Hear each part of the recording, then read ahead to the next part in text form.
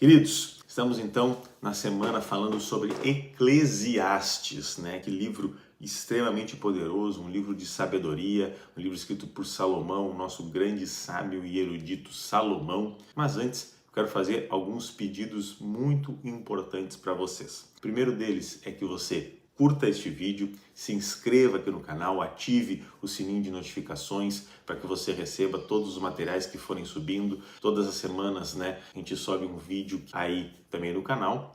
Também peço que você compartilhe este vídeo para o maior número de pessoas que você puder e a palavra de Deus vai mais longe. Vamos lá então, queridos, vamos entrar então no capítulo 2 do livro de Eclesiastes. Vamos entrar no capítulo 2 do livro de Eclesiastes. E lembrando que esse livro foi escrito por Salomão num momento que ele já estava mais maduro na sua vida, né? A gente pega ali os dois grandes livros escritos por Salomão.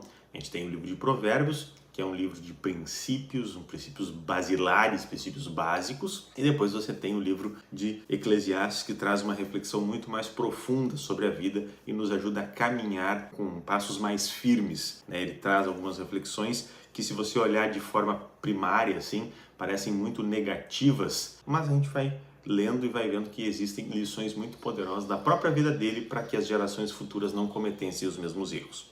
Certo? Então vamos entrar aí no capítulo 2, dizendo que ele diz assim: Disse eu no meu coração, vamos agora, eu te provarei com júbilo, portanto goza o prazer, mas eis que isso também é vaidade. Do riso eu disse, está louco, e da alegria, para que te serve esta?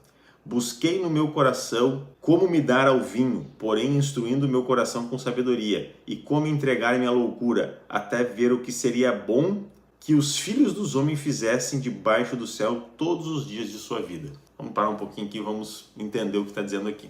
Ele está dizendo ali, eu provarei com júbilo todas as coisas da vida, mas ele também já acrescenta ali. Ele provou, ele está descrevendo uma coisa que ele já fez. Primeiro ponto, tá? Quem bebe bebida alcoólica, quem já bebeu bebida alcoólica alguma vez na vida, sabe que é muito complicado você ter a sabedoria plena, não estando na sua plena consciência, não estando no seu juízo perfeito, vamos dizer assim, porque a bebida alcoólica a gente sabe que ela é prejudicial, porque você acaba afetando os seus sentidos, dependendo da quantidade que você ingere e tudo mais.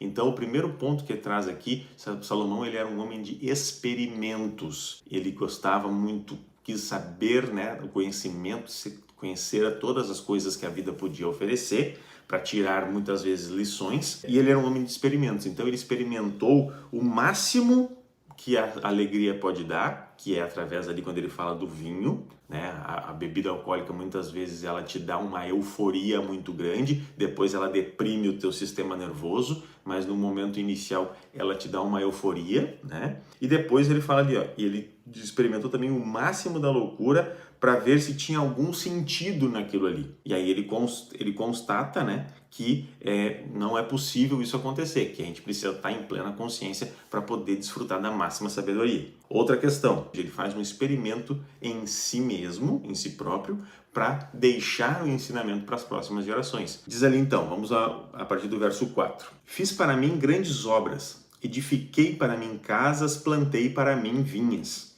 Fiz para mim jardins e pomares, plantei neles árvores de todos os tipos de frutos. Fiz para mim tanques de águas para regar com eles a mata que produz árvores. Adquiri para mim servos e donzelas e tive servos nascidos em minha casa. Também tive grandes possessões de rebanhos, grandes e pequenos, mais do que todos os que houveram antes de mim em Jerusalém. Amontoei também para mim prata e ouro, e os peculiares tesouros dos reis e das províncias. Provi-me de cantores e cantoras e das delícias dos filhos dos homens, assim como de instrumentos musicais de todo tipo. E assim fui engrandecido e aumentei mais do que todos os que houveram antes de mim em Jerusalém, e também permaneceu comigo a minha sabedoria. Nesse experimento, nessa comparação, agora ele traz coisas que ele fez para ele. E aí ele traz, né, que ele teve grandes obras, jardins, pomares, tanques de água, servos, donzelas, grandes rebanhos, ouro e prata e tesouros dos reis. Ou seja, Você vê como é um momento que ele está ali se engrandecendo, né? Isso mostra, o livro de Eclesiastes mostra como Salomão, no meio do caminho, ele acabou meio que se perdendo. Um homem que tem sabedoria pura, sabedoria plena, evitaria dizer eu fiz tal coisa muitas vezes. Ele está dizendo ali que muita coisa está falando dele mesmo. Eu fui engrandecido, eu tinha prata, eu tinha ouro e tal. Então já mostrava como ele poderia se perder. E aí, no 10 diz assim: e tudo quanto os meus olhos desejaram, não lhes neguei, nem privei o meu coração de qualquer gozo, porque o meu coração se alegrou por todo o meu trabalho, e esta foi a minha recompensa de todo o meu trabalho. Todos os prazeres que ele que ele contemplou com os olhos, ele não negou a si mesmo.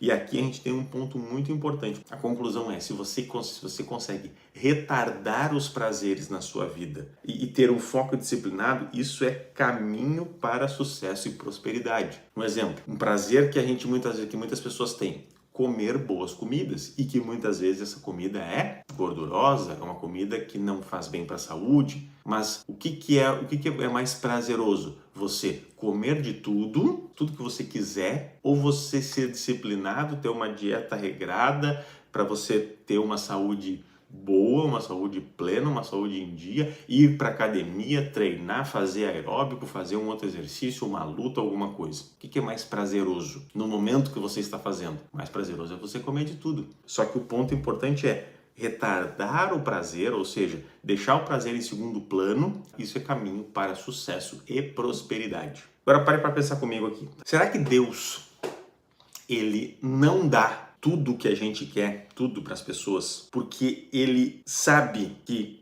nós não iríamos conseguir controlar os nossos desejos? Pensa comigo sobre isso. Porque nós temos a tendência, né? O ser humano, ele tem a tendência para o mal. A gente, através da presença de Deus, através de tudo que Deus faz na nossa vida, de tudo que Deus freia na nossa vida, a gente consegue ter uma vida reta, uma vida boa e uma vida conforme a vontade de Deus. Mas as inclinações naturais do ser humano, e é por isso que, se você deixa o ser humano de qualquer jeito, a gente tem depravações muito grandes. Isso foi comprovado ao longo da história bíblica, ao longo da história em si. Até um questionamento que eu vi um dia num podcast, falando assim: como é que você explica para alguém que o nazismo foi uma coisa horrível se você tira Deus da equação? Foi até um dia naquele podcast do Vilela. E o Vilela ficou pensando, tá, mas... não, é porque é errado. Tá, mas se eu não tenho o princípio de Deus, né?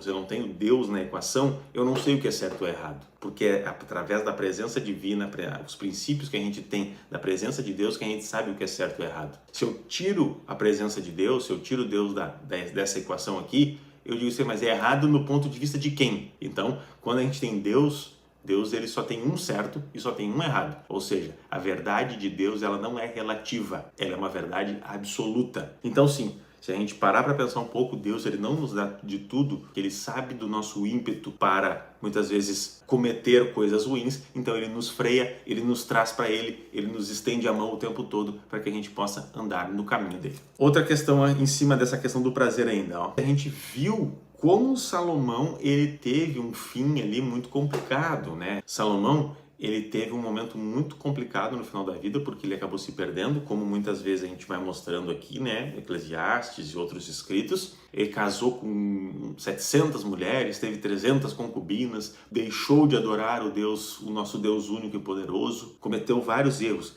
E aí a gente chega na seguinte conclusão: o excesso de prazer, ele traz vazio no coração e te leva a um fim maligno. Então cuide, se você na sua vida, você está tendo excesso de prazer. Controle isso, deixe o prazer de lado. Ah, Gregor, eu não posso ter nenhum momento prazeroso na vida. Não é isso que eu estou dizendo. Você deve ter momentos de prazer, momentos alegres, momentos felizes, momentos que você vai fazer um almoço diferente, momento que você vai fazer uma viagem, momento que você está ali assistindo um filme em família. Isso tudo são momentos prazerosos da vida da gente, mas a gente tem que cuidar com o excesso de prazer. E, sobretudo, nós estamos numa geração, a geração mais jovem, eles estão num momento que eles só querem ter o prazer, só querem ter as coisas boas. E isso é um problema. A gente tem, né, vários exemplos na Bíblia de pessoas que se entregaram aos prazeres e acabaram muito mal. Sabe por quê? Tudo isso que eu estou falando? Porque a Bíblia nos diz o seguinte: o inferno e a perdição nunca se saciam. O vício da bebida, o vício, por exemplo, da pornografia. Você começa assistindo, você vê algumas fotos numa revista antiga da Playboy, sei lá. Aí você vai indo mais fundo, porque as fotos já não são mais suficientes, aí você vai vendo vídeos, aí você vai vendo vídeos mais horríveis, mais terríveis, mais nojentos, e você vai se aprofundando cada vez mais, ou seja, nunca tem saciedade. Os vícios, os prazeres da vida nunca tem saciedade. Os prazeres, por mais que ele vá se perder lá no futuro, a pessoa sempre quer mais daquilo. Salomão, ele experimentou a sabedoria e a loucura, a luz e as trevas. Olha o experimento que Salomão fez. E o que ele constatou? Ele constatou que sabedoria e luz são melhores do que loucura e trevas. Mas agora a pergunta que eu faço é a seguinte: qual é o problema, qual é o grande problema de experimentar todos os tipos de coisas e prazeres e buracos da vida? Se você se coloca nesse ponto, o problema é que as consequências não vão ser tiradas. As consequências, os efeitos, o abalo emocional e espiritual, isso não vai ser tirado. Então, provar os prazeres da vida fará você se perder, e dependendo do nível que você vai, não vai conseguir voltar mais. Salomão, né, ele se colocou, ele fez o experimento, e a gente sabe que muitas pessoas elas escolhem ter drogas, pornografia, prostituição e tantas outras coisas na sua vida, mas tem pessoas também que às vezes acaba vindo até a vida da gente porque a pessoa nasceu e foi criada num ambiente, né? Ela nem teve oportunidade de escolha, foi o único ambiente que esse tipo de questão, você pode ter certeza que Deus, ele te salva, ele te protege. Se você conseguir minimamente escutar a voz do Espírito, pode ter certeza que Deus vai te proteger, vai te salvar. E, como o próprio Salomão constatou, a luz é sempre melhor do que as trevas. Andar na luz é sempre melhor do que as trevas. Então, caminhe com sabedoria, caminhe na luz. Que Deus abençoe a sua vida hoje de forma grandiosa. Fique com Deus, um beijo no coração, paz, saúde e prosperidade.